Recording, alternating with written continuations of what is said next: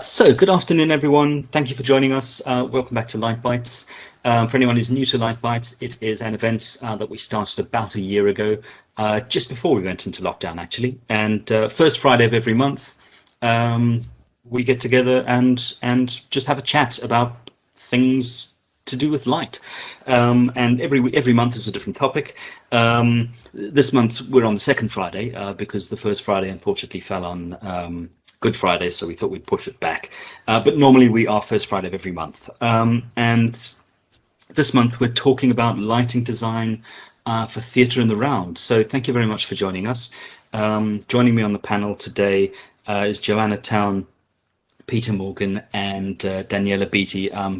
Danielle is just having a little bit of a connection issue. Hopefully she'll be with us soon. But I'm going to hand over to Johanna to do a quick introduction and say hello and tell us a bit about you. Hi everybody, nice to see you all today. I'm Johanna Town, and I actually started my career as a ABTT apprentice at the Royal Exchange Theatre, which is one of the theatres in the round. I left when I finished there. I became chief electrician of the London Bubble and Operaty.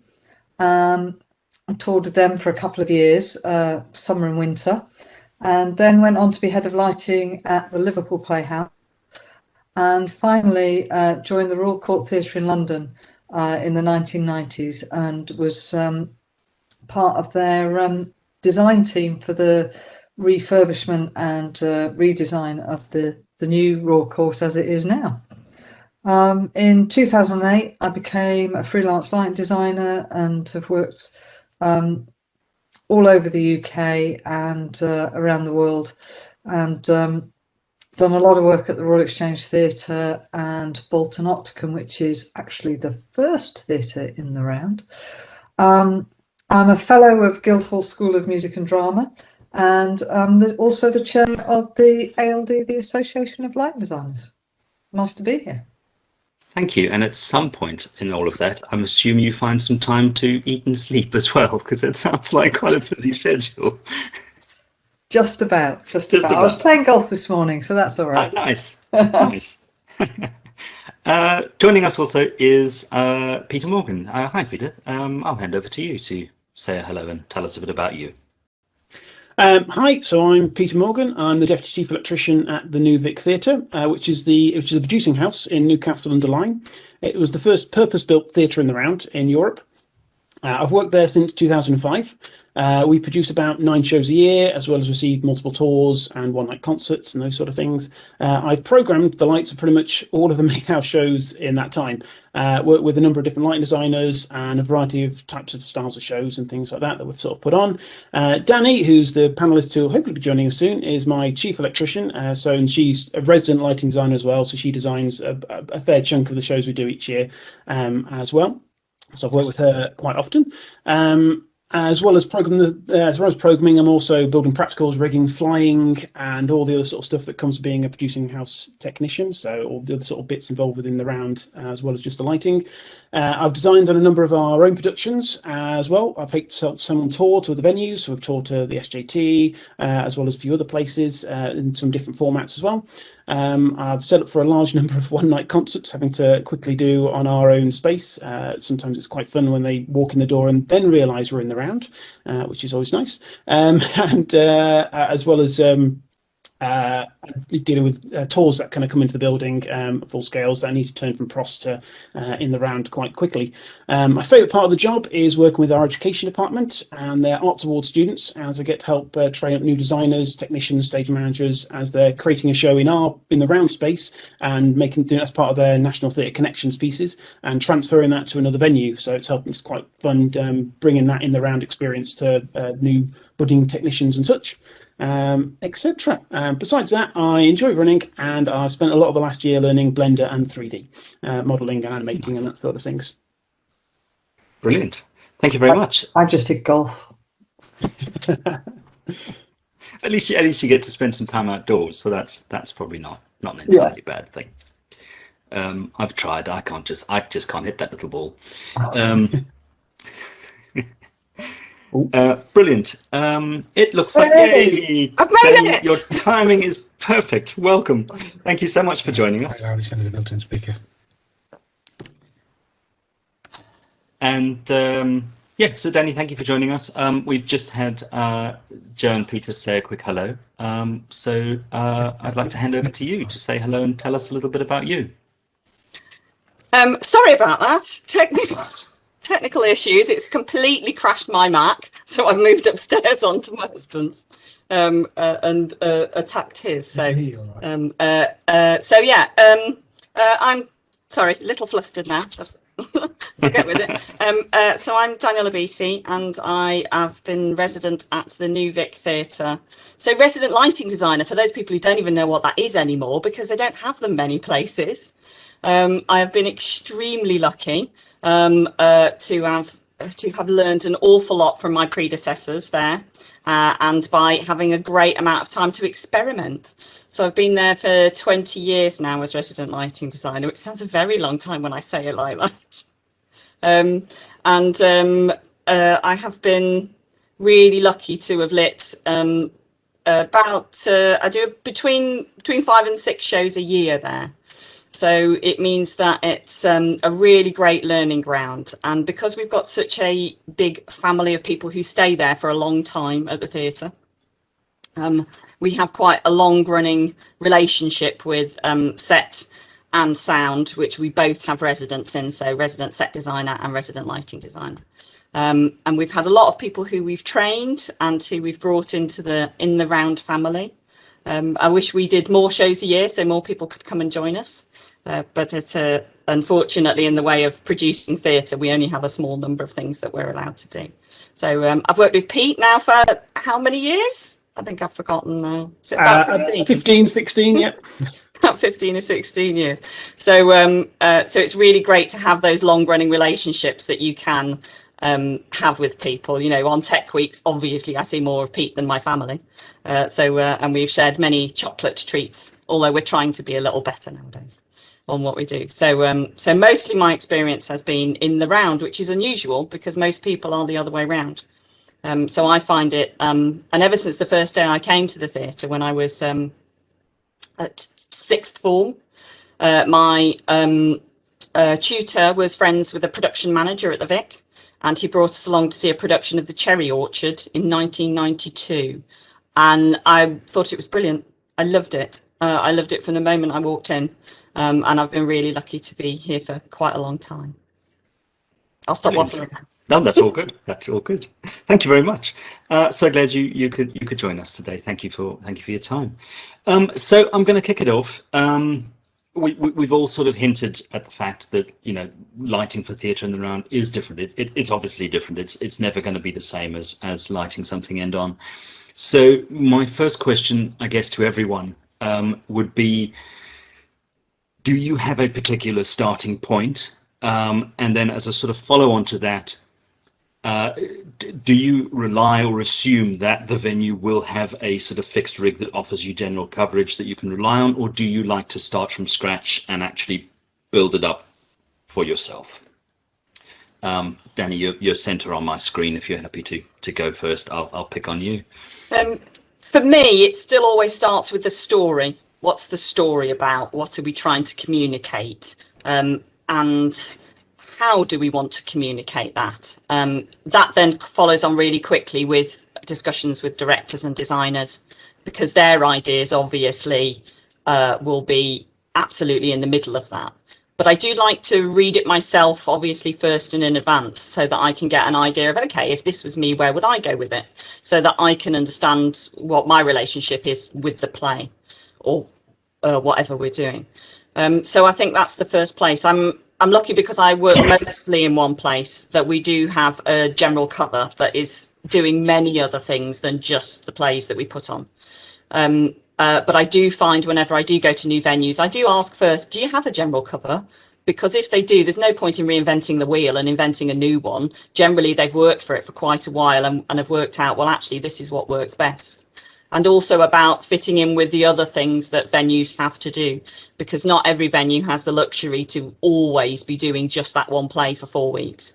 A lot of things have to slide in on top, so concerts and conferences and things like that. So you don't really want to, if you don't have to, you don't need to throw everything out so it makes it inconvenient for everybody else that you're working with. You want to have a really good working relationship with people wherever you go. So to try and make it so that you can do your thing and do your art, but without upsetting everybody else, I think is a really good thing to do. So if it does have a general cover, then generally I will use it, because I think it'll have been settled in over quite a few years to get to where it needs to.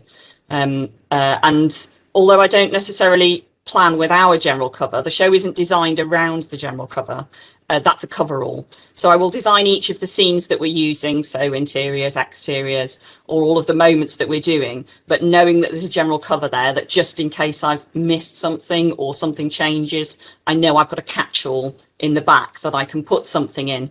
And that may only be a temporary fix. It might be for part of the tech, or it might be for a dress or two, until I can put something else that I think better will fit. So we've done that quite a lot of times in the tech, where I'll say, okay, I'm just going to put that bit of general cover in, but I know if I've got a channel free by the end of the process, I'm going to put a special in for that moment, because I think that will be neater and tidier. So it's about having something that's really flexible in part of your palette, so that you can go back and either use that because you think, well, that works okay, that's doing what it needs to do, or to change it for something else. Oh, thank you. Jo, how about you? Yeah, I mean, on the artistic level, I absolutely agree with everything Danielle has already said. But so I'll follow it up with my technical starting point, which is the first thing I do, specifically in the round. It's really important, I think, is I start with this. I look at the section.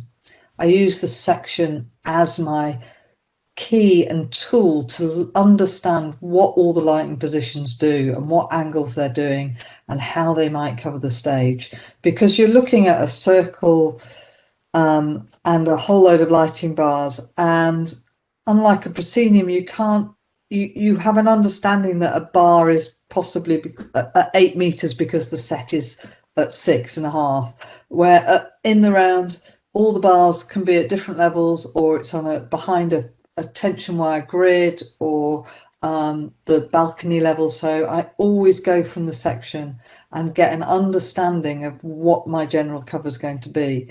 I always draw a general cover for any of my shows, in fact, but specifically for in the round, because they tend to take up a lot of your kit. And then as I go through the process of designing the show, I might discover that that particular show doesn't need a general cover at all. It's nearly all specials, and there's just the odd bit of fill one might need. So you might keep the top light, or you might keep the low fill, but you, by drawing a general cover up, you get an understanding of how that space works. And there are, I mean, you know, I've done a lot of shows at the Royal Exchange, and some people go, do you just put the same general cover up every time? And of course, no, you don't, because different shows require different aesthetics and different emotions and lighting, and the angle of lighting within the round, because the audience are so close to what they're seeing. The lighting really affects the audience in a completely different way than the on flat on way. So if I'm doing a show that feels like it needs to feel like everybody's completely trapped, then the general cover might go on the very top level. I might need twice as many lights as if it was on the level below, which is maybe a little bit more of a 60 to 45 degree angle into somebody's eyes. So you're making those decisions of what the show needs and where that general cover should go. Having said that, I've sat in other theatres in the round and looked up during rehearsals and thinking, well, that rig looks really good for this space, and it looks like it's going to suit my show. So can I have the plan from the show before? Because when we're so limited on time and you're so short of staff, why am I re-rigging a whole thing that taking 24 lights down for you to put them up 1 meter further round, or so. Yes, I will actually go, well, this is going to work for me, so let's just keep it there. I might focus it slightly differently, but there's no need to move it. So it's a combination of all those things. But I do think by actually analysing it all and going through the whole process yourself, you really get to understand the space you're working in. Brilliant, thank you. Peter, how about you? What's your sort of take? So yeah, it's a similar. Artistically speaking, it's how does the show, does the director, designers envisage using the space, but how with interaction with the audience, as in, are we keeping a good separation from them? Are they part within the space and that sort of thing? So we don't mind a little bit of general light spill and that sort of thing, because they may well have a gentle interaction. Or do we want a harsh separation between them? We want to keep this world separate from the other. Use of VOMs, stairwells, the rest of the building space around the stage itself. How do they plan at this stage? They might want to be using that or envisage that. From a technical point of view, obviously, again, yes, the Vic, we have a general cover, and sort of most sort of venues would sort of go to probably have a similar sort of one. We also, beyond that, have a semi-fixed rig, intelligent rig that kind of lives on top of that. And unlike, say, Pros, where you might just drop your bars in and pick that moving light up and put it over there instead, or that sort of thing. And for lanterns, it's not too bad. With generic lanterns, we can go around and re-rig things quite quickly. But the intelligent stuff needs to live in a bay, inside the whole void, so we have to rig extra bars for them. So moving those around is a huge feat for us. Especially our solar lanterns, the high ends, which weigh about 50 kilograms, which are a chain hoist. They live in one plane. They chain hoist up and down. We chain hoist them down. We maintain them. They go back up again. They live where they live. It's a huge feat to sort of move them around. So we have good positions that just generally work. It's been an evolving thing over the last few years, how we've evolved that fixed rig as we've gained new kits and expanded and sort of grown. So the solars live up, down, left, right in the space, as we sort of seem to think of it. We've got moving arms with LED zoomable lanterns on, which zoomable washers, which live more so in the corners. We've got 4 profiles with DMXable irises with LED as well, again on moving arms, so they can live a pair up and a pair down. And again, these just sort of circle around the grid itself that covers lots of these sort of things. So yes, we can, if we're necessary, we can move these things around, but it's a lot time saving as well as a lot easier if all the power and all the DMX and all those sort of things are left in. We do have then other kits, so there are a few more extra things that kind of tend to live on top, some smaller LED units or other sort of moving arms and other bits, but as a semi-fixed LED rig, which seems to work quite well for our sort of space. So that kind of works for us. So that a lot of lighting designers coming in are quite happy with that sort of setup and what it is, want to talk them through it. But if there are any demands to change things around, then obviously we can be accommodating, fine with that. Great, thank you. The one thing that I think was kind of common through all your answers is the fact that there are different conversations that get had when you start lighting things in the round, and there are more answers you need and more sort of questions that arise. So how do you sort of manage that? Because normally, I mean, it's changing, but typically lighting designers tend to come into the process slightly later than the rest of the creative team. And obviously in something where you're lighting in the round, this is potentially problematic. The earlier you're involved, the better it is. So what kind of conversations do you find are important to have as early as possible? I'm not sure if I'm asking the question. Do you know what I mean? Sorry, I could actually just read the question the way I wrote it down earlier, but hopefully that's given you enough to start while I go through my notes. I think more than anything, I think one of the questions I tend to ask a lot of now is what do you actually want it to feel like, or what do you actually want it to look like? I know that sounds a little bit patronising, and it's really difficult to have that conversation, but it's really obvious in a pros. You want it to look like a picture. You want it to look like a picture frame. But when you're in the round, it's not quite so obvious about what the director's ideas might be. And as you know, in lighting, we can't really show anything before when we get in there. You know, sound can play sound and props can have their props built, but we can't really show you a light. I do lots of doodles in a book and try and show them kind of angles and things like that. But I think trying to really dig into people's brains a little bit and trying to find out how they are describing or seeing things, because we all see light, I think, quite differently. And trying to get someone to describe what a light looks like or feels like, I find even after 20 years of doing this, it's still quite hard to do that.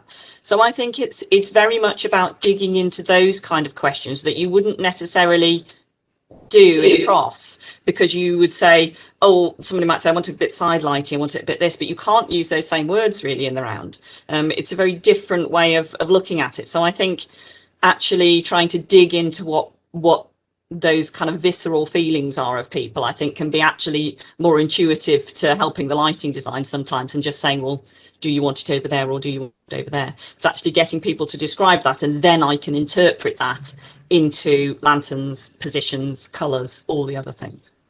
But often, don't you find, Danielle, that they talk in a proscenium arch manner, much stronger? So, you know, I want that person to float across the stage and I don't want to see the light. Yeah. You're in the round. Can I just explain the physics of that? So yes, you could go, if they went from that entrance to that entrance, I can cleverly hide the light for you. But if you're going to go in that direction, as you have in the rehearsal room, that's not going to work. Yeah. So yeah, it's really good to have very good conversations before you start, because there's so many different elements, and they do see light. I think directors are getting much better at seeing and having. They don't necessarily understand, but they know what they want. With lighting.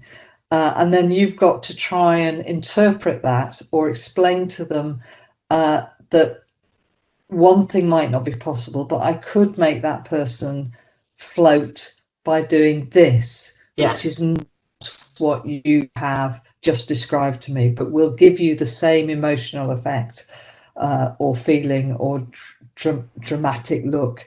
And so it's carving those ideas up. It's a bit like, because the audience are so close, you can be so much braver. So you're doing a much bigger production than you are in a studio space, but you can actually treat the lighting much more as if you're lighting in a studio space. So try and sell those ideas to the director, the braveness of what you can do and get away with. And that might be very different to them seeing somebody, you know, caught in a little bit of crosslight, which is just not going to happen.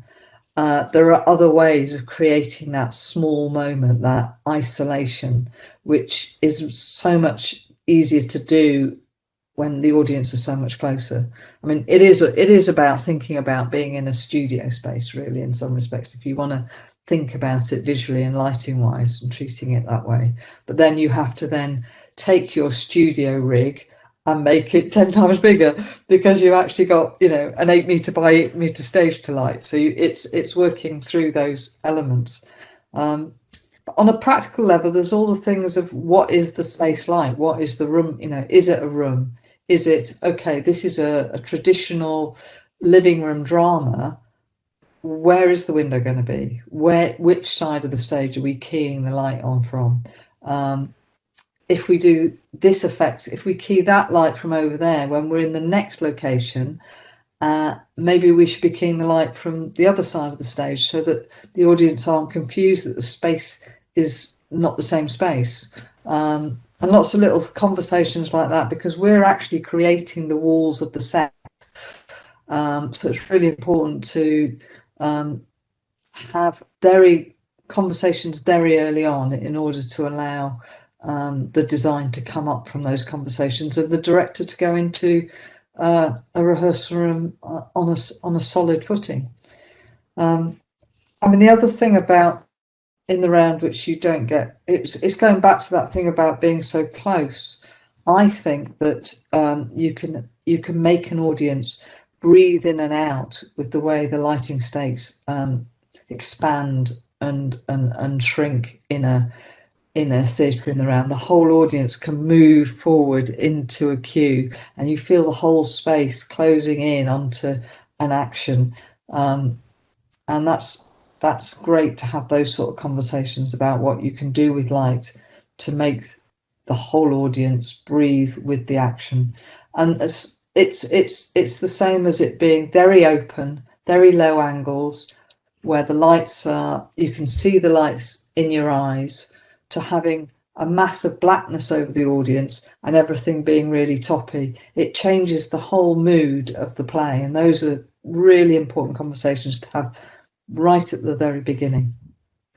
I think that idea of the breathing is really as well expanded by the difference of distance, because as you say, you've got those people who are very close to them over here, but then you've got the people on the other side that have got the massive void in between them of what's on the floor from the person on the front row on the opposite side. So you've got that lovely dynamic that you can play with moving somebody from this side to that side and how the light can go with them. I think that's one of the fun things I really like, is playing with that. Is it a void or is it a connection, and how those people stand within the space? Because ours is really big, it's 10 meters by 9, so it's a really wide space to communicate across. It's part of the scene.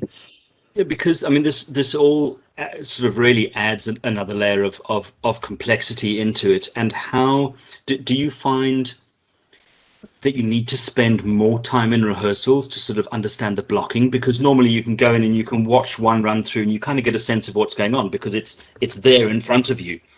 But all of a sudden you're in a rehearsal room, which is probably not a rehearsal room that's conducive to a space in the round. So it's probably slightly being rehearsed as if it's end on. How do you, are you able to move around generally in rehearsal? I mean, how's that sort of process? How do you sort of manage that part of the process? The rehearsal rooms are big enough generally in the round. They can't rehearse it in anything much smaller. And so generally they are a big space. Yeah. Do you find you need to spend more time in rehearsals to sort of wrap your head around the blocking? Well, I love rehearsals, so I like to spend as much time in rehearsals regardless of where they are.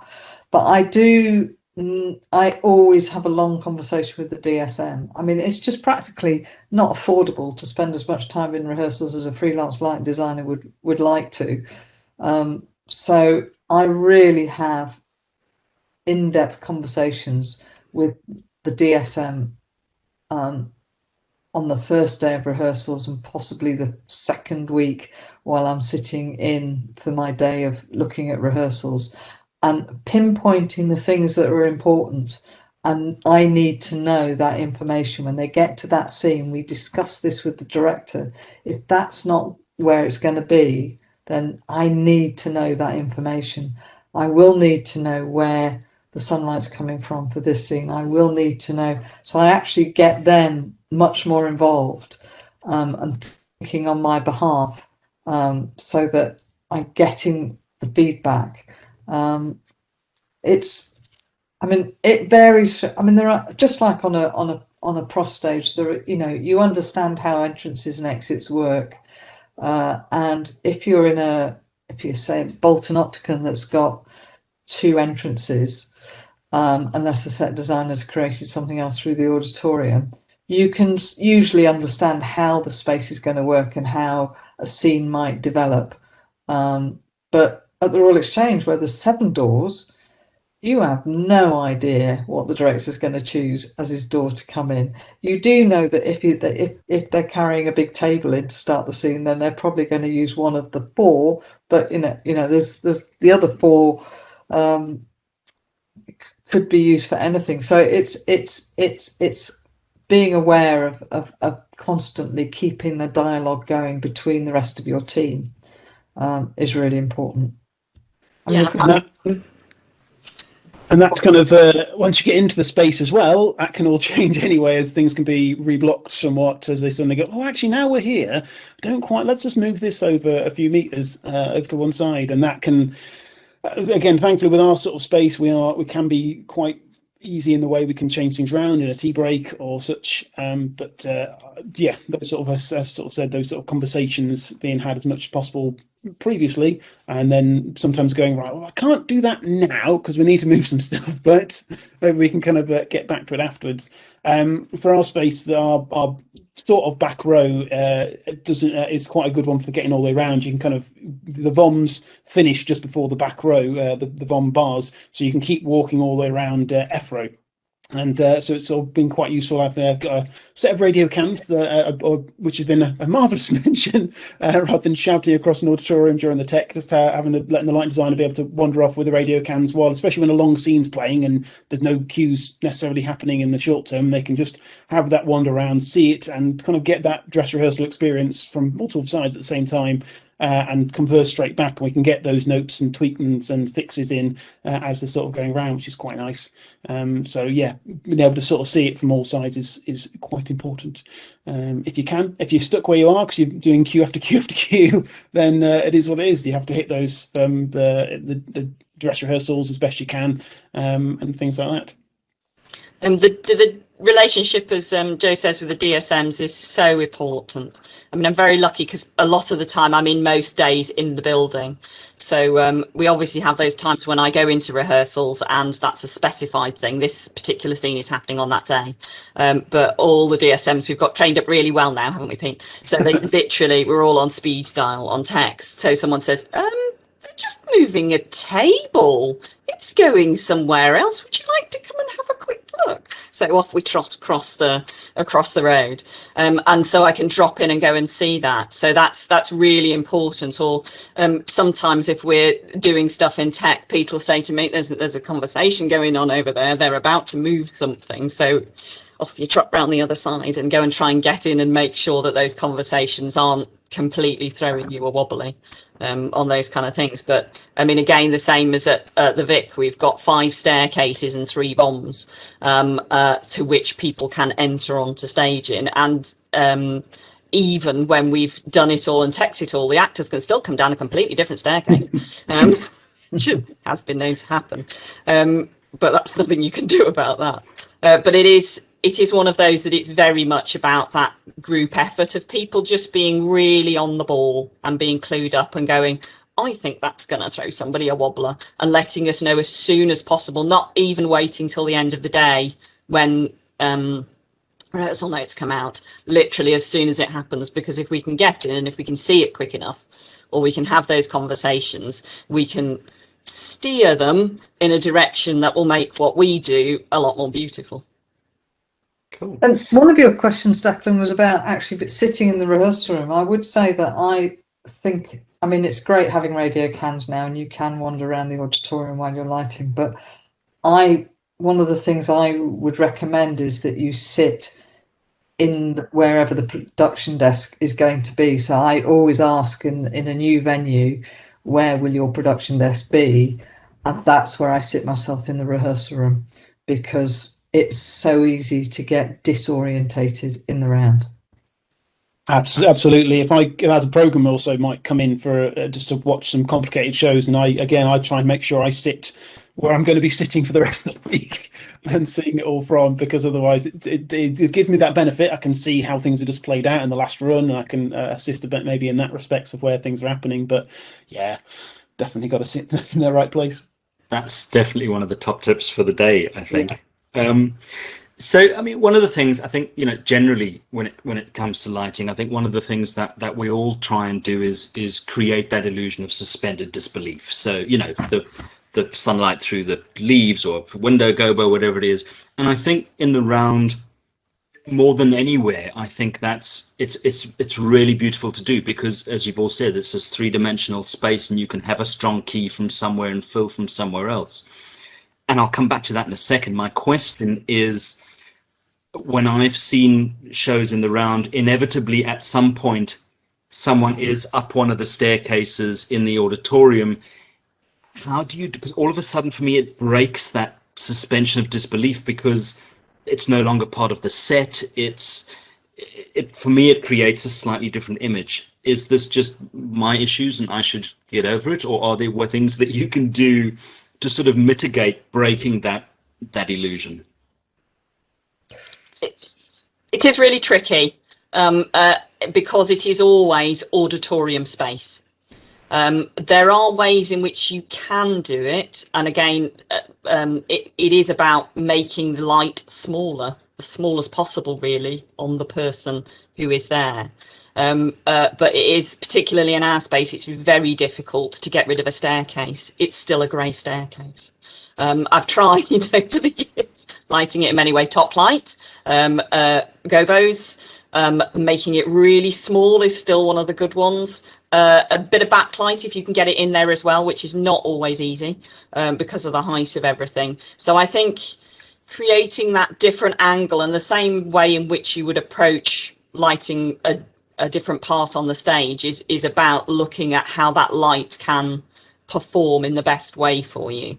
But it is not easy, and I think as well is that the idea is that we've got a couple of what we call peripheral stages where we take some of the seats out and they put some at the back of those, and I think that's really tricky for the audience sat in front of it, because you do get the ones sat in front of it who desperately want to turn around and see what's happening over their shoulder, but some of them are really polite and don't turn around, and some of them do turn around, and then you've got the other people in the audience seeing them turn around and do that. So I think it can work successfully, but I think it's got to be the right moment in the play, and it's got to be for a very specific reason. I think sometimes we have used it where people have said, well, we just want them to stand somewhere different rather than the stage. And I don't necessarily think that's a good enough reason if it doesn't work for everything else. Yeah, that's what I was going to say. So I'm just trying to get my iPad from bleeping all the time. But is the fact that it's got to be used for the right purpose. And Yeah. often they just get bored with using the stage in the round, and you go, no, you don't need to do that. If it's somebody calling from the top of a tower, or somebody in the distance, or it's it's a stylized piece where all that is fine, then we can make it work really well. But we can never put them in the middle of the forest with everybody else, or in the living room. That it just doesn't work. And I think it's the wrong use of that. There's a thing at the Royal Exchange where they often have, in order to not block the audience, and you've got a big crowd scene, everybody stands right on the edge of each entrance, and trying to light them as if they're part of the space, and lighting them into the entrance is fine. You can do a nice corridor, chop it off, all of that, make it the same color, but they never feel like they're in the room, or it always feels like you're just touching them in. It's bloody tricky. I don't know what the solution is. I think if it's done right, and it's part of, again, blocked in properly, and it's for a good sort of reason, I think an audience is more forgiving and will suspend their disbelief more than the likes of we will, because we're sort of like, we're seeing the line, we're thinking about the light a bit more and how it reacts, and we're seeing the staircases that we may have seen all week and that kind of thing. And I think an audience, again, if it's done sort of right, will sort of go with that. And if a piece like a lot of our Christmas shows will involve the staircases and the balcony and things like that, because that gives them that little bit of interaction with the kids, and the kids go, oh, it's Mr. Bumbles sat next to me, or whoever, and that sort of thing. And that the fact they're in the auditorium isn't a problem. It might break illusion somewhat, but it can be in a good way as well. But yes, a staircase is still necessarily a staircase, but at the same time, a wooded painted floor might now need to look interior, and you've got to do your best to change that if you've been forced to make this interior room space on a floor that's been painted in a very different way. So those sort of challenges can come in other places as well. I don't know whether Danielle, you notice this, but I can read a script now and go, oh, they're going to put that on the balcony, aren't they? Yeah, they're going to put this in.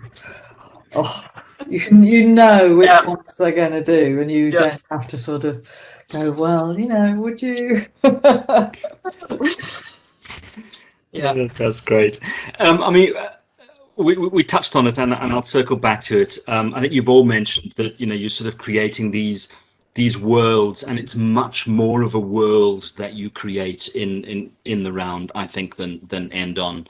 I mean, one of my favorite quotes of all time is Jean Rosenthal, where she says that lighting designers create the air that actors breathe.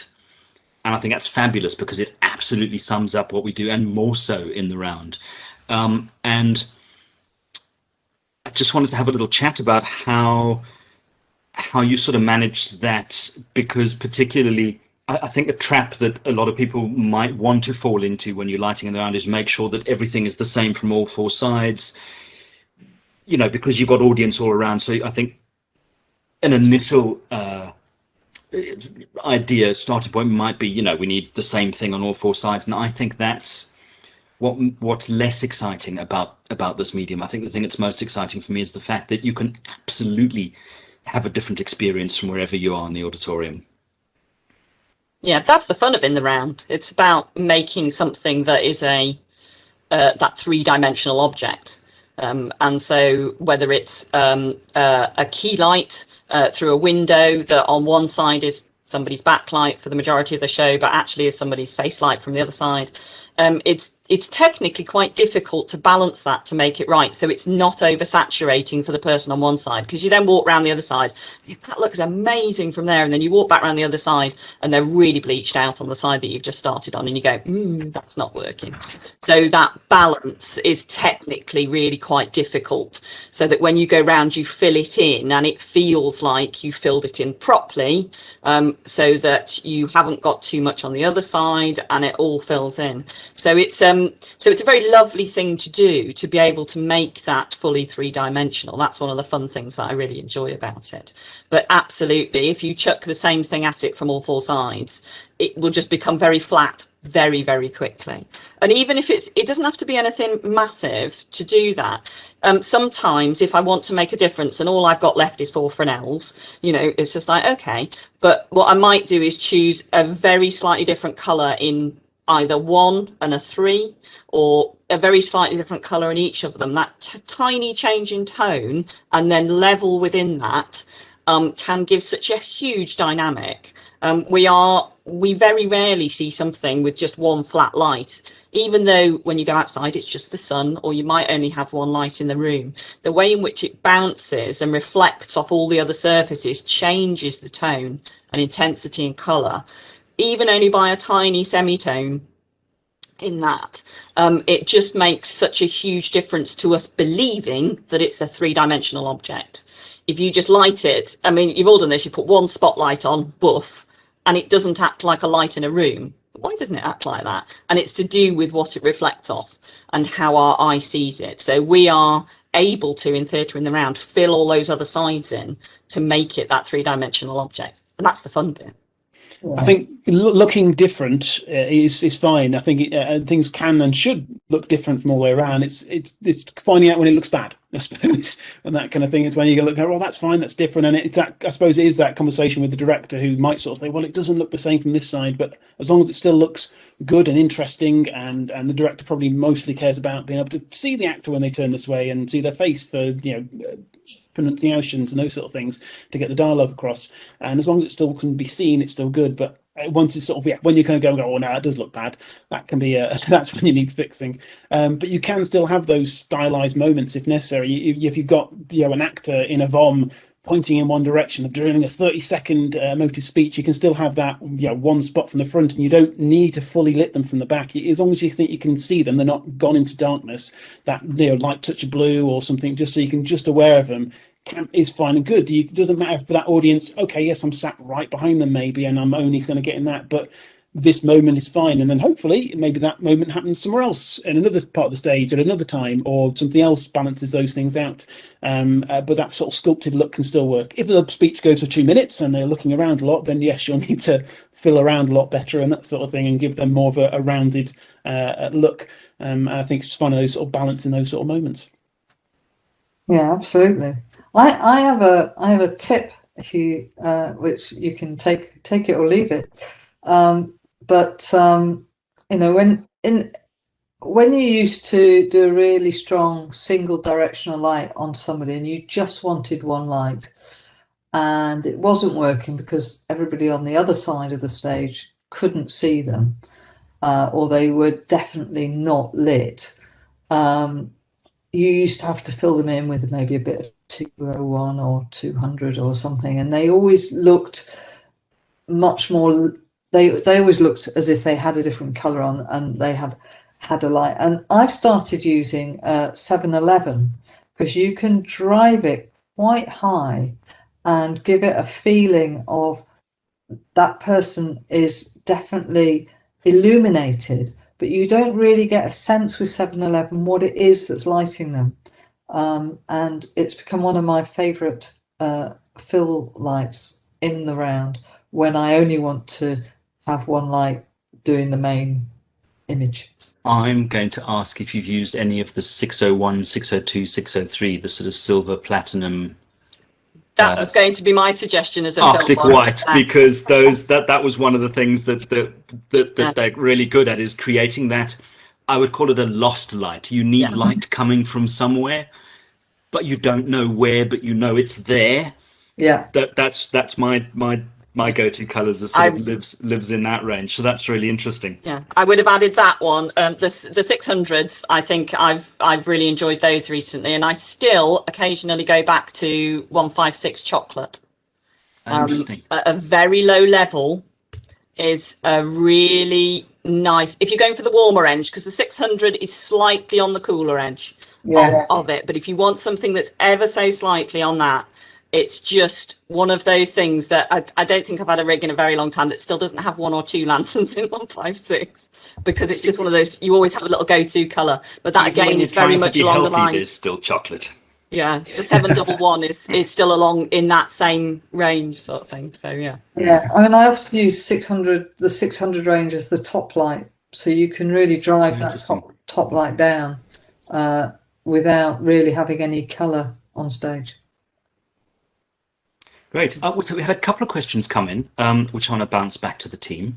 The first one, I'm going to read them in reverse order because it flows better for where we've come from. The first one is, I think it's very interesting about the dynamics of the creative team. Do you just do the director's bidding, or do you sort of help them with the blocking? So what's your sort of involvement on that level? I mean, I suppose it varies from director to director, of course, but how comfortable do you generally feel being involved in those conversations? Go on, Danielle. So it does really depend on the director, and some people, I mean, I've had directors where all they've said to me is make it look beautiful and can I have a window, and then I'm left on my own, whereas other people are very prescriptive about what they want it to do. So it's a really hard question to ask that, but I think you have to be brave, and if you think it's going to really make it difficult, or you can't make it beautiful if they leave it where it is, you're not doing your duty if you don't mention it. You've got to speak up and say, I mean, sometimes that can be in the rehearsal room if you're in a good place with the company as well, and you can say, oh, do we think we might have a look at that? Or it might be something that you need to do more discreetly after rehearsals and have a conversation with the director and say, I'm going to really struggle with that, but I think we could make it more beautiful if we did that. Would you be up for it? Sometimes they will go with that, and sometimes they will say, oh, that's great, let's have a go with that. And sometimes they will go, no, it's got to be there because of X, Y, and Z, 3 scenes down that I've put over there.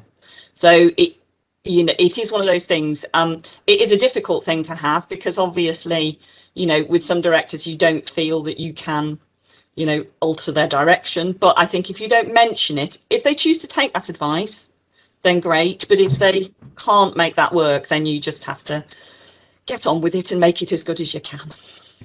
Fair enough. It definitely makes a difference about your relationship with that director and how well you know them and how they trust things that you've shown them in the past and journeys you've been on together. If I don't know the director and I feel that they've not been interested in the lighting at all from the concept on, from the very concept days, I often think that they're not a particularly visual. They don't understand how to talk about the visuals, and that's fine. That's not their skill base. So I often will then wait till I get in the tech and have what I've seen in the rehearsal room up my sleeve, but also maybe something I think might work better. And that's the place that you can often win them over because you're showing them visually something different, and they can see it and it's tangible and they understand it then. Where in the rehearsal room, A, they're often incredibly stressed anyway and not ready to have those conversations with you, and B, they just haven't got a clue what you're talking about until you can actually show it to them. And it is that all directors are different, all lighting designers are different, and it's always been fun as a programmer sitting and watching that relationship develop or evolve or be, depending if again they've known each other for a while, and sort of see that chat and interaction happen through that sort of process. But yes, I think it kind of comes down to being able to offer options. I think, and as a lot of the time, sort of, well, okay, well that's working that way, but this is potentially another option, or this is another option, especially if the director's open to that, or potentially sort of a bit stuck or sort of set on a particular thing. Maybe you can kind of open a bit of some different options for them to sort of look into. I've worked with Kat, our education director, quite a lot when they bring in things in, and I'm quite fortunate she's very trusting in me. So if I kind of come down, Kat, that's not going to quite work so well over there, but here's an interesting, great, yeah, let's go with that then, Pete. Brilliant, thank you for that. Go back to my seat and fix those sort of things. But it's also not just with the director and light design. I think there is conversations that to be had with sound and with set, or with how to stage management, or maybe blocking things and bringing those things together. So it's a whole collaborative experience at the end of the day. Yeah. Thank you. The other question that's come in is to deal with projections. And the question is, what experience do you have with projection in the round? And it follows on with, has anyone worked with 3D projections? And there's a link which I'll put in the chat in case anybody wants to see the reference to that. But I think projection, from my experience, is useful in the round. Certainly as a top down, it just gives you a bit of extra life on the floor as a starting point. But while I pop things in the chat, I'll throw that back to you guys. Go on, Daniela. This is your area of expertise. Yeah, we've done quite a bit over time, and some of them have been big set showpieces. So we did Treasure Island, and the director really wanted the whole map to be a massive, almost interactive thing. So we zoomed in and we went through. So that was a whole piece of animated sequence that was made by another company, who then slotted it in with what I was doing lighting wise. But also on top of that, because of the position of where we've put the projectors, I get to use it for other things within that. So that was a big set piece that went in it, but still I could use it and use the projectors as basically another lantern. So we've been doing that for quite a lot of shows kind of in between. But it's about making sure that you can still use them as a partner experience. It's no good having, I don't think anyway, personally, that you have a bit of projection on the floor where all the actors have got to stand off the floor so we get to admire the projection, which is lovely, but that's not part of the way the story works for me. The best part is when they merge together so much you can't tell which is which. So that you end up with, so maybe something like a gobo enhancement. So you've got a gobo cover going already, but on top of that, we might use the projectors with the same gobo in and just doing a very gentle, I'm using my hands now, doing a very gentle movement of wind in the trees, so that it's a kind of augmented version, which can be really, really successful. I've used it with clouds and with trees and with loads of things like that. So that it just becomes that idea of expanding our feeling of being there, of part of the storytelling. But they can be really useful. I've put a picture in for Declan. I don't know whether he's on the ball with this, but there's the one which is, I think it's called, it'll be Votes for Women. I know that. I don't know what I've shortened it to on the abbreviation. But this is where it can really come into for helping with other things that we can do with lanterns, but actually it gets a lot tidier with those sorts of things. And so doing very, very specific mapping of bits of set. There's a really lovely trick, which I use a lot in theatre in the round, and I presume Johanna does as well. But that if you have a piece of set and you really want it to sing or to jump out, by putting a lantern directly above it and making it the exact same shape, you will suddenly make that thing rise up or lift up. So things like where we've had daises in the middle of stage. So particularly, I don't know why they like hexagons in our place a lot. So big hexagon daises. So if you can do, I've got lots of hand cut hexagon gobos about, but if you put that on top of it, you can really make that stand out completely. And so now I can start doing that with projection as well, so that we can use this to make a very hard delineation. So again, where a director says to me, I don't want the light to spill over the edge of that, I still have to make the light spill over the edge of that because that's the laws of physics. So I've got an actor standing on the edge of stage and I need to hit their head. No matter how steep I come, some of that spill's going this way. However, as Johanna says, you can put that on really low. And then if you put a hard line all the way around your shape at the bottom, coming either directly down from a lantern or by using the projection, you can fool the eye. So it looks like the person is lit, but it looks like the spill has not gone over the edge. So that's where projection's really coming in very useful at the moment, is being able to do those more complicated shapes that would usually take me 10, 20 lanterns to do. I can do with one projection map on stage. So there's about using it in lots of different ways that makes it feel like it's incorporated as a light feature rather than necessarily being as a thing that we do watch on stage, although we do use that sometimes as something that you watch an animation with or parts of that. We did The Strange Undoing of Prudencia Hart last year. Oh no, 2 years ago. We've had COVID. Sorry, keep forgetting about that in the middle. And that there's a whole sequence where the actress is supposed to turn into scorpions and snakes and fish. And that we did using an animated sequence that went on top of that. But we had to be really, really careful because obviously the minute, even with the really big projectors, the minute you put any theatre light on top of that, even if it's just one little 23 at 650 watts, you can lose the whole thing. So it's about planning all of that and how it fits together on the stage. But I think, I mean, I can see it go in the future, all lanterns are going to turn into mini projectors. I can see that's where we're going. And you can just suddenly say, I've got 8 lanterns facing at the stage. I want them all to suddenly have a leaf gobo or a wash or all those kind of things. I can see that would be where we would go with it, because I think it's an incredibly useful thing to be able to do. Simple things. We did Dial M for Murder, and that was all about doors, which is an incredibly hard show to do in the round because you can't have any doors or walls or anything.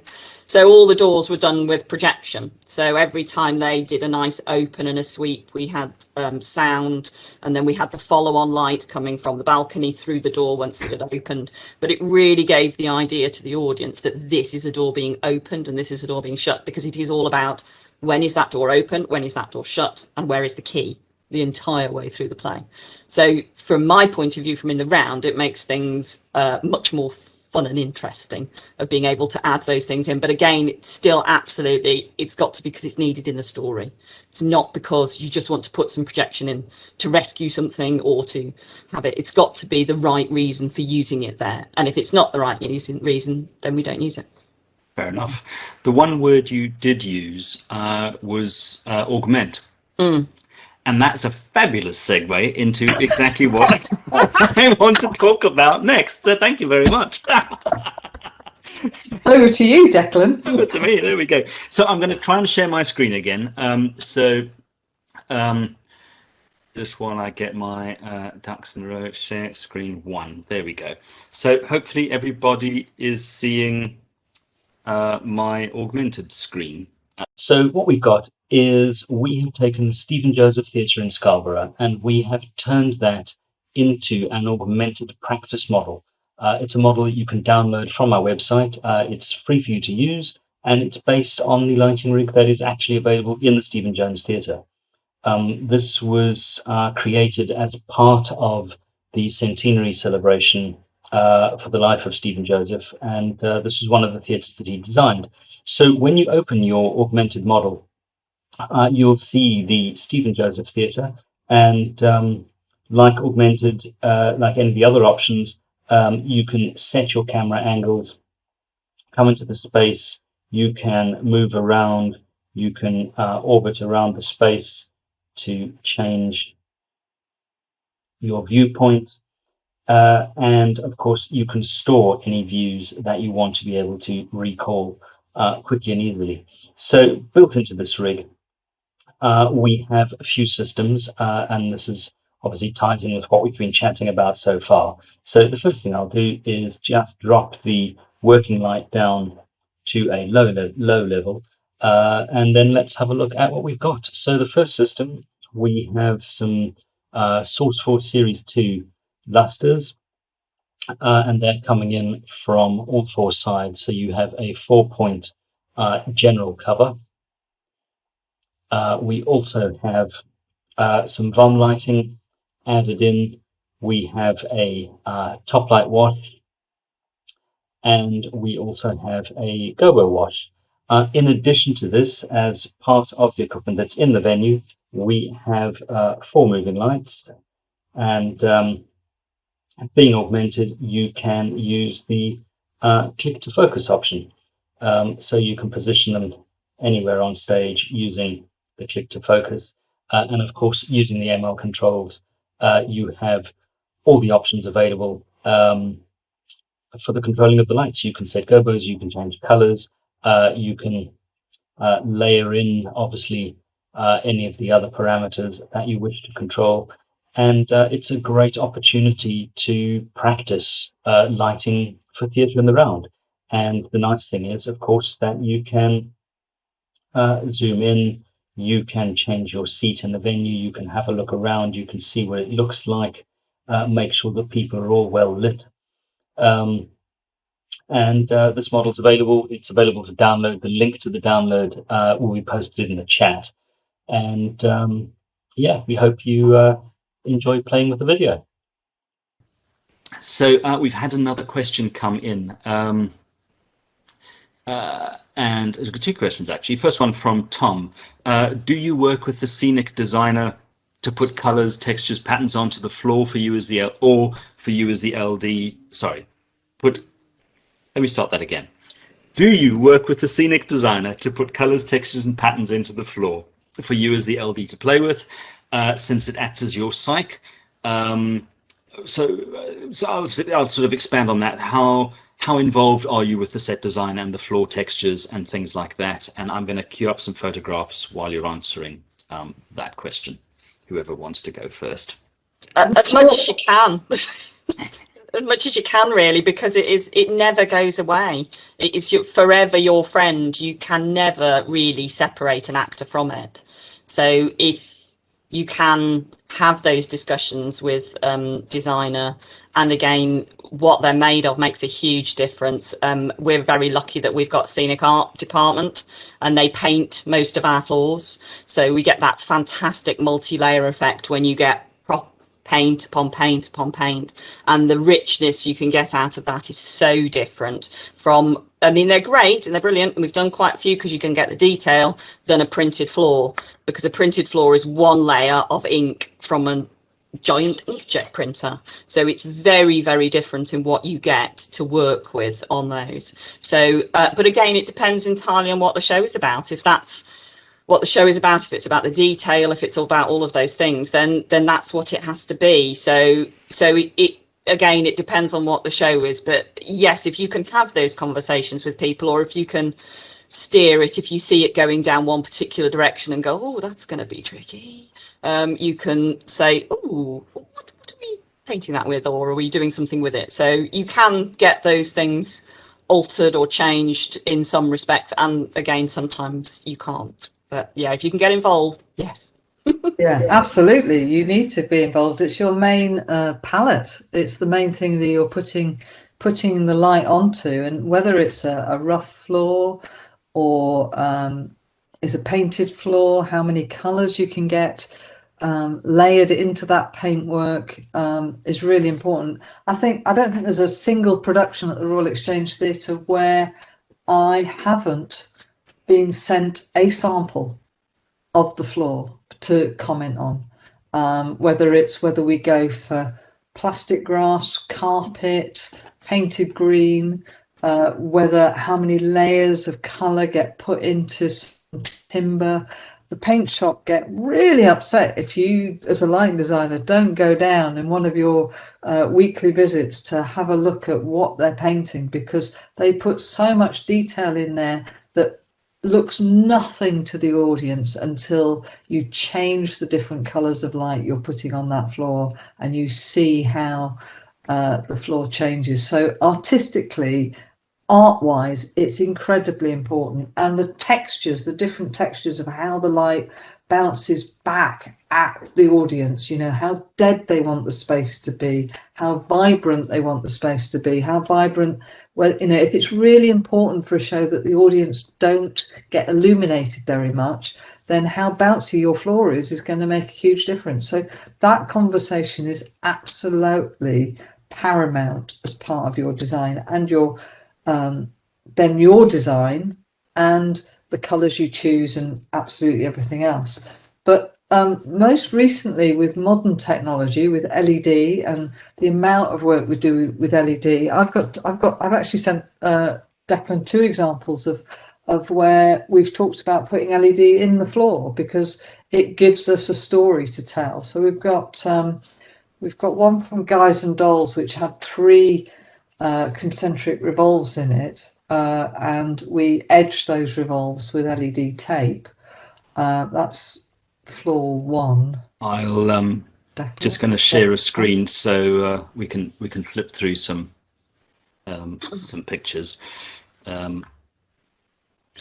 we go. So this is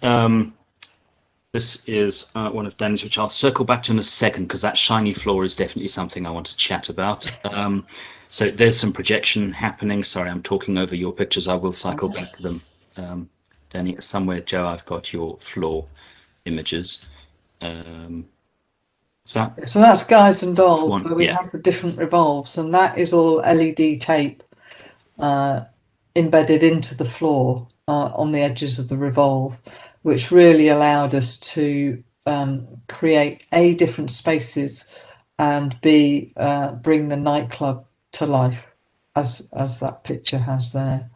And then here, the set designer had come up with the floor all shaped out into the triangles, and I went, what if we make all those triangles LED tape and then all the circular lines LED tape? So the whole lot is LED, which allowed us within Queen Margaret, which is the whole history of the Henrys and the War of the Roses. We had so many different areas to go to that the I can't remember now, but I think Lancashire was lines and Yorkshire was circles. And there's one image where we actually used the circular ones, as you know how when you've got on a flight controller or a what's it called, navigation thing, we used it as a navigation wheel for finding things for quite a few scenes in the battle, a lot between the battle scenes really. But yeah, that was a way of them wanting to break up the floor, and me going, well, why don't we put some LED tape in it and use that for the scenes. And quite often it went completely black and all you had lit for the scene changes was the LED tape doing effects. I have to ask a cheeky question there, Jo. Did you find by the end of the run all the LED tape was still working? Or... It was on this show. It wasn't on Guys and Dolls. On Guys and Dolls, that was the first time we'd put LED tape in the floor, and we hadn't, because it was a revolve that already existed, we couldn't get enough depth, and that we ended up, I think by the end of the run, with 2 of the rings not working. But when we did this floor, because the floor was made from new, and we actually went for the slightly different, it wasn't tape, it was the enclosed LED rubber. It worked much more effectively and worked for the whole run. Yeah, I think LED tape, out of all the things that LED has introduced into the industry, LED tape has been a lifesaver for us. We're able to get light into places that we was never able to do it before. It's fabulous. I'm just going to cycle back through a couple of these pictures. I will come back to the Frankenstein stuff in a second because we do have a Frankenstein question. It was the shiny floor, Danny, that I wanted to chat about. I would have thought of all the things that could strike fear into the heart of a lighting designer when working in the round. A shiny floor has got to be up there. Yeah, shiny black dance floor was definitely one of those moments where in the design meeting my heart sank into my boots. It was and it was something they weren't going to let go of. So that was one of those conversations we had to say, does it have to be shiny? And it was like, yes, okay. So that then just meant I had to work really, really hard because not only because we're quite flat and wide as it goes. So if you're coming in from any of the outer rings, you're going to come in at an angle which just bounces straight off and hits the audience on the other side really badly. So I had to work really, really hard to get everything relatively toppy. But the problem with going really toppy meant all you would see as an audience member is the point of light shining on the stage, which I found really distracting. So I then had to work again even harder to make sure I could get those in. There's a very tiny little sweet spot, and that's fortunate because of the size of our stage, because it's a 10-meter stage, and you can just about see where the stair lights are off in the background. But this was an island stage that sat in the middle of it. So the island stage was about 6 meters across, so it gave me a little bit of breathing space on the outside to try and hide some of the angle of where it was going to bounce off into. But and again, that wasn't just a fluke shot, that one from that one side, although it's the only decent one I've got of the show. The blackness of the floor without the spots of lights on, I did make sure that was all the way around because I didn't want that to happen from anywhere. So yeah, that is one, but it is possible, you know, whatever they throw at us, we all go. And then, to be quite honest, you know, 9 times out of 10 we manage it. You know, it's just a new thing that you have to deal with. But it does depend on, again, if they'd have done that over a whole floor, then that would have been much trickier, and that wouldn't have been something I could have done because it did end up being the island stage with the shiny floor on it. Then that worked. That was something I could deal with. So it is one of those things. But yeah, shiny floor does still strike me in the heart of fear. Whenever I see. Peter, a question largely sort of aimed at you. Do you find your role and relationship changes a little bit working in the round versus working in another format? You know, in terms of, you know, because you're resident in your venue, you've got a really good sense of what works and what doesn't. So do you feel comfortable and able to have those conversations with the designers to sort of help steer them through the process if it's a new experience for them? It obviously always depends on the designer in question. The people are being different and such. You'll get some that really they know what they're doing, or that kind of thing. They want to sort of stick to that. But I do try and, in the many ways as programmers try and develop, subtly to either suggesting or just openly sort of chatting about what we have found has worked in the past, what we options and avenues we've explored and sort of tried. There's obviously certain things that generally just work from show to show. You know, if you want a vom lit or you want a stair lit, these are the sort of positions that generally work well for it. If you're going to be wanting some face light, these are generally the sort of the tools we've used in the past that have achieved that. And yeah, some of those conversations can be had when obviously the lighting designer first comes in. They obviously want to come and see the space. We talk around, we talk about the general cover and the LED sort of stuff that we have, and any of those sort of positions. And yeah, a lot of the time they're quite happy to you know, take what knowledge we have and sort of go, well, if that's worked in the past, then great. That's one thing I don't have to invent again. And yes, the other side of that's then obviously in the tech itself, when I think every tech, there's always the director that just gives that one note or something to the line designer, and he's going to go, what am I going to do with that? It's it's quite an abstract sort of note, or it's a sort of a quirky one. You just see the line designer sort of go, this is going to hurt, and that's usually when again I just slide along, go, by the way, you're not using these, and this area is an option, and slide back again and sort of let that information sort of help or not help, and that kind of thing, and sort of try. But yeah, I do try and keep that conversation going if they're open to it, and just sort of offer different sort of ideas, and also just being another pair of eyes if they're moving around, especially come to dress rehearsals. They probably won't come back to my position again for at least a couple of dress rehearsals, and when they're either doing the notes or they're sitting at that, I can offer, by the way, this was happening from here, not sure if it's an issue or not, but just so I'd flag it up. I'm quite keen on waving a flag of awareness on things. Do with it what you will, but this is just a bit of information. They might perfectly be want that, but at least sort of make them half aware of it. And yeah, keep that sort of bit of dialogue sort of going, and watch and engage with what it's doing, you know, and watch what's going on. I think it's quite important just generally as a programmer to be engaged with what's happening, just for the sanity of your lighting designer as much as anything. They have someone who's on their side, and that's kind of the other sort of side of things with it. You know, it's theirs. It's I'm a team. I'm a tool potentially at the disposal, and try and offer what I can, as much as building insight as much as anything if I can. Cool, thank you. So do you get opportunity to have assistants and associates when you're working in the round? Do you think that would be useful? Would you then sort of dot them around the space to be your eyes? How do you, you know, what's, is that a common thing? Is it assumed that if you're going into that environment that an assistant associate is a thing, or is it something that you have to negotiate? And when you do get them, how do you like to use them? Like 5 questions in one. Yeah, I mean, I would say that most of the theatre in the rounds in the UK are regional repertory theatres, and there is absolutely no chance in hell of you getting an assistant. But having said that, I often have people who want to be on placement with me, and doing a show in the round is something that, you know, really interests them to do, because it's not an opportunity they get necessarily at drama school.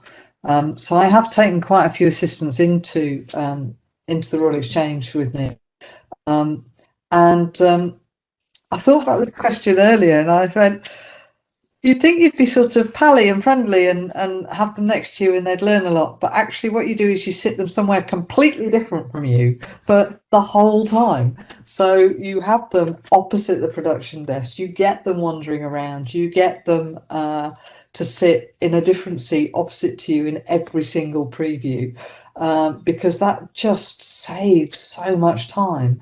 And what you have to do is empower them to have the notes, to see, you know, you do need to have long conversations with them, so that when they are being your designer's eyes at the other end of in the opposite seat, then, you know, you can trust their notes and absorb those for the next day. And it just means that you're never sitting on that last preview going, oh, bugger, why did I never sit here? Uh-oh, I've got work to do tomorrow before press night. So, yeah, it's great. I love having them because it really encompasses the space as one if you have that dialogue with them. Johanna was absolutely correct that, you know, we have no money for anything like that. I'm really fortunate because I have worked with Pete for 15 years, in that Pete is the closest, you know, to being that role, although, you know, it's not acknowledged, which it should be.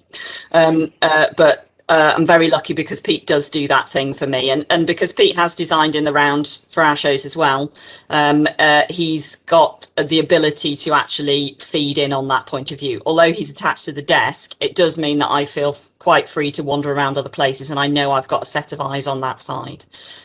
Also, what's really important for us is we tech from downstairs, but when we go up for the show, we operate from the balcony positions, and usually that's my last stop. When I'm teching and dressing, I start in one position, I go clockwise round downstairs, and then I go back, and then I go up to the balcony. So it's amazing how many little weird things you don't see from a lower level you suddenly see when you go upstairs. So it's kind of like the tidy up level from the top. But it's really helpful to have another set of eyes up there as well, to say, oh, there's something weird going on over there, not quite sure what that is. So then we can go back and look at how that works. I mean, just to give you an example, my average show budget for the shows that we do is £300. And that hasn't anymore, does it? And that hasn't changed for nearly 20 years. We get more at Christmas. I get more at Christmas. That's my big one of the year, is Christmas. But to just offset that is that we have a huge stock. We have over 300 light fittings. A lot of them are quite old, but they are very well maintained. We have a massive colour and gobo stock that is all recycled and reused, and it only gets thrown out. We inspect it each time it comes back in, and it goes back and it's sorted, and then we send it off to local school for collages at the end of it. We're a very environmentally friendly building in that respect, and that's just the poverty of it. You know, we have to make things work. We are forever taking LED tape out of things, which Pete shakes his head at me a lot, and we spend a fair bit of time repairing it to go back into the next show. But that's just the way, the level at which we work is how we have to work. So it does mean you get more inventive. Use every single tool in your box, you know, as many times as you possibly can. So it is one of those things, and I would love to indoctrinate more people into the world of In the Round, because I think it's a really lovely place, and I think lighting design would benefit in some places from the fun that we can have. Brilliant. So a couple other questions have come in. One is, do any of you rely on watching a camera facing the opposite side of the production desk? So do you ever set up cameras and monitors as your extra eyes? No. Have you ever seen lighting on a camera? I would say no, because the rendition is just not good enough. And particularly because, as Johanna has said before, you do tend to play with levels in tiny weeny amounts going round places, either, you know, because you're being really subtle and delicate and all those things, but you wouldn't pick that up on a camera from the opposite side. So no, I don't think I'd want to do that. Cool. Not unless I really had to, unless COVID makes me and I'm gonna have to sit at home and do something from home. I have done a tech over camera, and it's really quite difficult. You do have to rely on other people in the room to say, is that bright enough, because I can't quite tell, you know. So yeah. Brilliant. The next question is probably not a short answer, so let's jump in. Question is, do you have any advice for moving from a non-round show into the round on tour, and probably vice versa? I don't know who wants to jump into that one first. I mean, from a practical point of view, I've assisted a number of three stage managers or such in the time who've been left with the job of relighting their nice pros show coming into the round venue, and I generally help them just break it down. Okay, well, what does this plan entail? They've obviously sent me the plan in the first place, and I've gone, well, that's not going to sit in our space because it's end on, and try and get that conversation with them and talk about, okay, well, what colour washes are we looking at? How is that sort of used? And break things down back into those bare bones sort of sections again. Right, we need 3 colour washes that do this. We need so many specials that do this. And then I can suggest, okay, great. Well, we've got this. These sort of positions we can work. Are there certain things already in that will work, do a great job, or other things from that? And then certain positions you just rig on the day. You get in the space, you find out the directors are now going to put this person somewhere else, because the directors also possibly reblocking the space on the day, or the actors are, again, depending on the nature of the tour. So as those comes in, those things may change a bit. So actually just, these are 6 specials. We can rig them quite swiftly anyway. We've got the lanterns to hand. So as soon as they sort of come and go, right, okay, well, that's going to be here. That's what that's going to look at. Right, we'll just rig one then. I just try and engage that conversation with them and say, you know, just to give them suggestions where they're going to go. And that also then works through to levels and things like that. I've got a good gut feeling about what sort of levels will work. So even when we're sort of putting, I want to put that in at 40%, and 70 is generally what we're going to get to with the general cover before those people are sort of seen, if that might be, and those sort of things. And that stage manager might then also be an ASM on the floor. So once they've relit it, they'll be tucked behind the drum, never seeing it again, except for brief looks at the VOM. So being able to offer that sort of insight into how things are looking and how things generally work, I think is sort of quite good. So I'd say it's breaking down the components of what you have and then rebuilding that again into the format that you need it for. And I think that would work with most formats. I think if you're designing from the beginning, I think you have an idea if it's going to go in the round before you leave. And I think the idea in that is looking at your positions and thinking a little bit more in the round, rather than thinking that everything you've got is just going to be in your front bar and going that way. It's thinking about corners, because particularly with our round, so Scarborough is all straight, so all four sides of the seating banks are straight. They don't go around the curves in the corners. The seats don't change. You as an audience member have to turn on your seat, whereas Manchester and the Vic, ours do follow the curve of the stage, so they go round. So if you still intend on doing front light, that's not very good for those people who are sat effectively round the sides as it comes. So it's about thinking about where your positions are from the beginning, because if then all you're doing is replicating those positions, you can move them out and turn them around a bit. Again, thinking if you're putting backlight in on a pros, that backlight's going to become somebody's front light. So it's about thinking about how that would make that work. So it's about keeping all the lantern positions there. You just might need to change their function slightly when they go there. So really think about doing the in the round bit and then take stuff out as you get to the process is much easier than trying to stick extra stuff in that hasn't been plotted. It's much quicker on the plot to just not plug a lantern into that hole than it is to try and actually extra plot all the stuff that you haven't put in originally. And if you are able to do it, is go with it for its first time, either from round into pros or pros into round, because that first turn is the hardest one to make it fit from one to the other. And you really do need an experienced lighting designer or relighter on that to move it from the square into the round. Once it's gone, it's fine, because then those decisions have been made, but I think that's the hardest bit. Yeah, I find going from in the round to pros, which I've done a lot of. I've opened a lot of shows with Tallower at the Royal Exchange, and then they've toured, is much easier than going the other way. I feel that I can look at my plan, know what each scene needed to look like, and I can unpeel it back and sort of flatten it out. And the backlight or top light, key light might go a little bit further away within the proscenium, but it can be sort of peeled out. That general cover can become pipe ends and then front of house. And your keys are coming from the same direction. So you're just looking at each scene, thinking of it on flat on, and then peeling it. I think going the other way, you have to think about what each scene is and what you want it to do, and then work out how to put that into the round. I think with more modern lighting design, where a lot of it is pipe ends rather than front of house, you can see the in the round general cover taking shape in the same way as you use pipe ends on stage now in proscenium. The thing to really avoid is any sort of cross light or anything like that in your proscenium design that you know is never going to be replaceable in the round. So you've got to.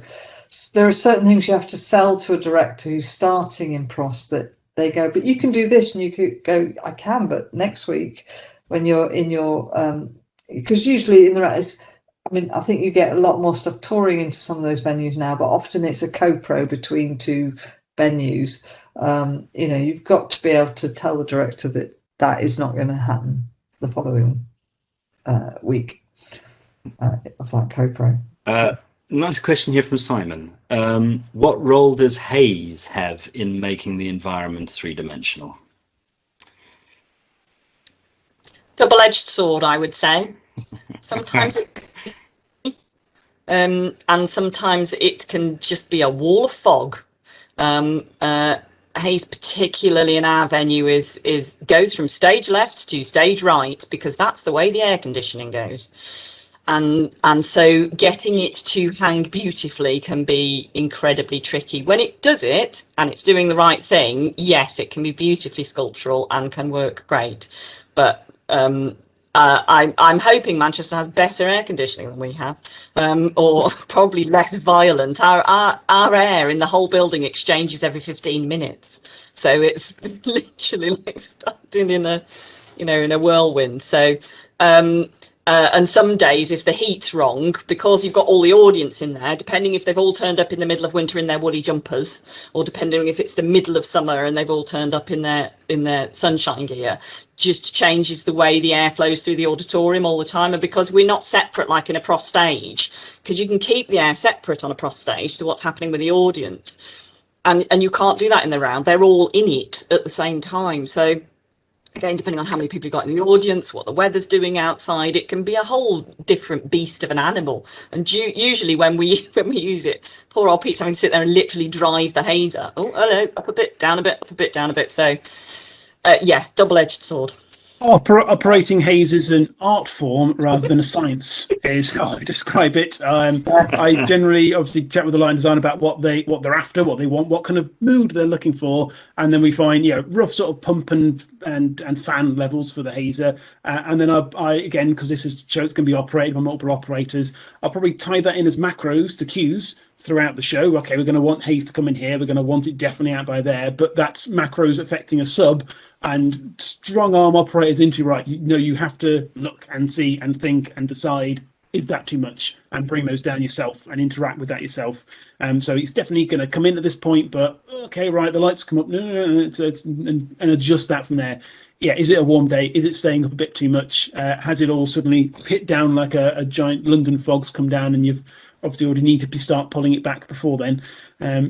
We do a 60s musical held together with loose plot and dad jokes called Uncle Eric that we do twice a year, which involves 60 songs being played band on stage, and that involves a lot of throw in the haze, bash the banks of par cans out with some flashing along for a bit, and that's a lot of fun.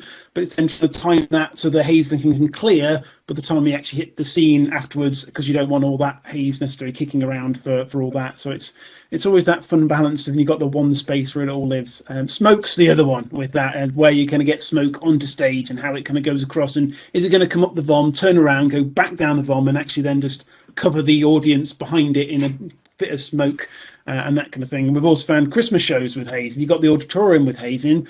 Kids, oh, there's smoke, they start coughing, and then the distraction is that kids are coughing at a haze, which isn't irritatable, doesn't irritate, but they see it anyway, and they still sort of get that cough or that thing, oh, there's smoke, I must do that kind of thing. So a lot of the time we've ended up just pulling haze and those sort of things out of Christmas shows, no matter how nice they might look, just because their effect on the audience, it won't be more disruptive than having it in.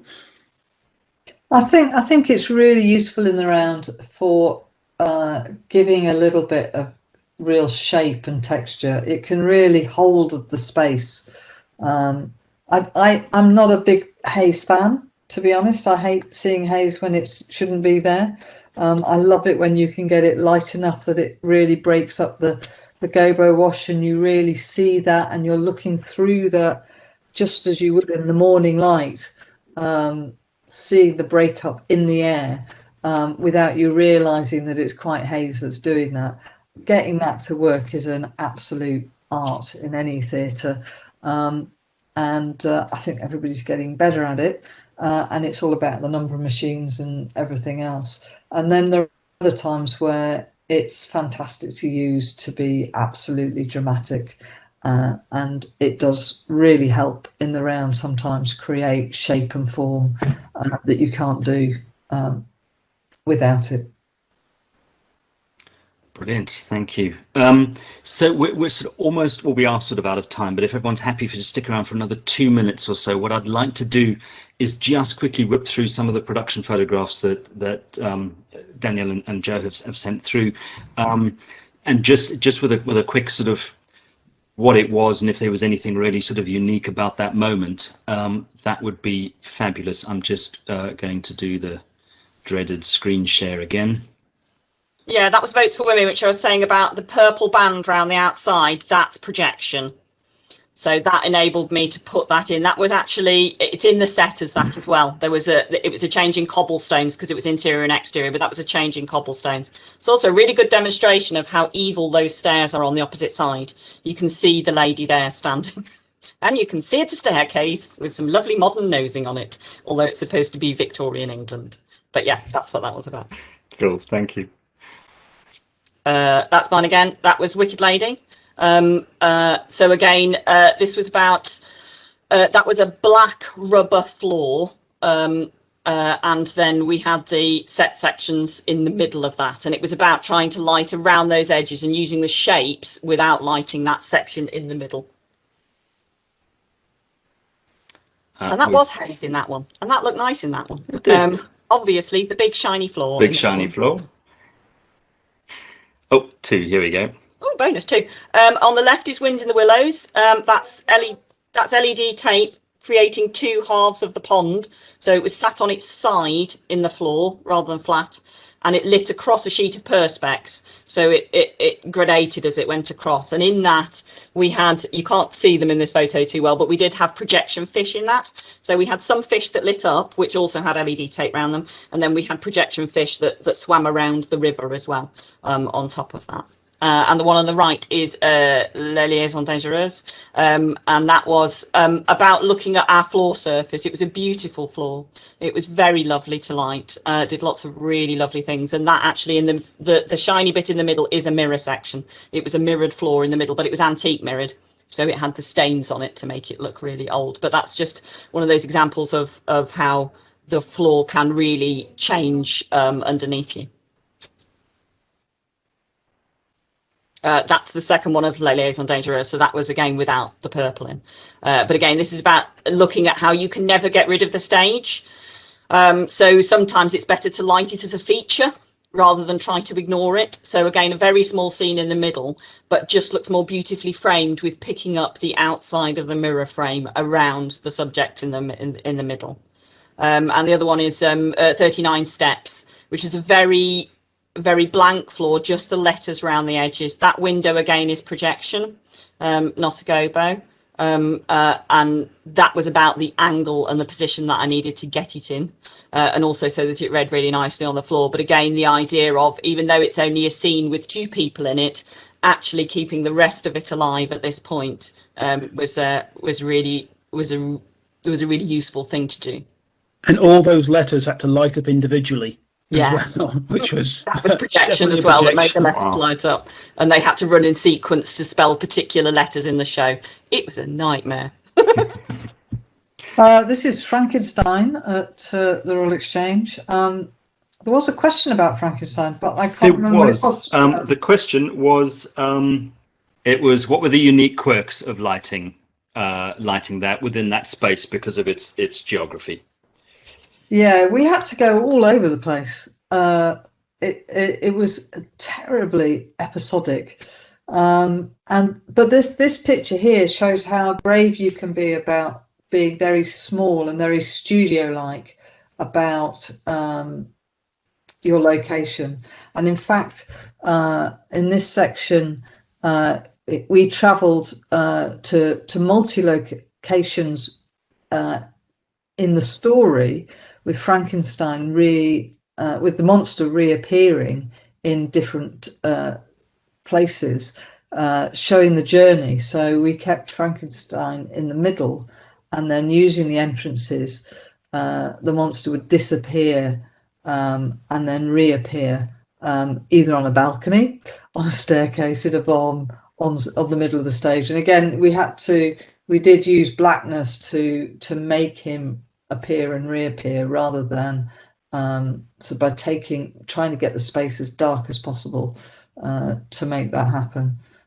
But using in the round is quite and using lots of entrances is quite clever to help episodic versions. These were just 2 dramatic effects from Frankenstein. The use of projection, that is a gobo in an HMI rather than projection, and the use of haze there. And there's, I mean, again, we never really had any furniture on stage apart from the big lab scene to your right. So it was all the different locations were done with different strong effects by lighting. This was an LED piece on the right. You've got an LED piece of structure that flew down and had to sort of concertina back up into the central basket of the Royal Exchange, and then came down to create the lighting strike. And this was something that the set designer and director and I had long conversations about how to create the electric effect of getting the monster coming to life. So that's about collaboration and creating something. Again, this is not lit by me at all. There might be a little bit of 7-Eleven top light on it, to be honest, just to make sure that there was a little bit of shape, so that his body has a bit of shape. But it is lit by the candle, and that is how delicate and small you can get in the round, which I love about being brave about lighting in the round and just letting the light do what it does. Brilliant. These were the floor. These are the ones we've had a look at before. Yeah. On the floor. Yeah. Brilliant. So that, I think, brings us to a really good conclusion point. Thank you so much, Johanna, Danielle, Peter, for joining us in the session. I really appreciate you giving up your time to be a part of another Light Bytes event. Thank you very much for everyone who was able to join us. Our next session will be on the 7th of May, topic to be announced. We do have a Light Bytes webpage at last on our website, but our next session's on the 7th of May. I do know what it'll be and what it's about, but we're going to keep that as a bit of a surprise for another couple of weeks or so. So do keep an eye on the website. We will be releasing that information soon. Thank you for joining us. Please do tell everyone about these sessions. The more people we get, the easier it is to sort of keep them going. Thank you for your time, and we will send out links when the recordings are all available. So Jo, Danny, Pete, thanks so much for joining us. I appreciate you being with us. Thank you. Thanks very much. Been a pleasure. Brilliant. Have a good weekend, and we will speak again soon.